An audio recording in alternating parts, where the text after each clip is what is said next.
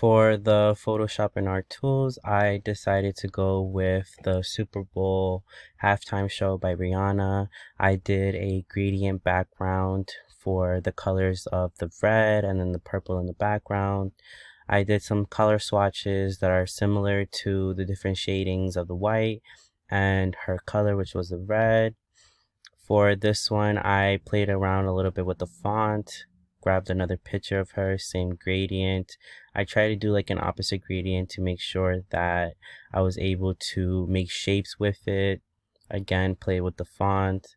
I played a little bit with some of the swatches that were available within the app. And then right here, I have different brush strokes that mimic different textures. These two are more of a blended one. This had more like a leaf pattern to it with the colors of her. Um, for the most part, the project was very easy. The gradient was the easiest one. It was the first thing we ended up doing. I did more swatches down here. The swatches were a little harder than usual, than I would like to admit, because it was hard to figure out the boxes. But the project was relatively easy. I had a good time, especially creating the different art boards and what I could accomplish.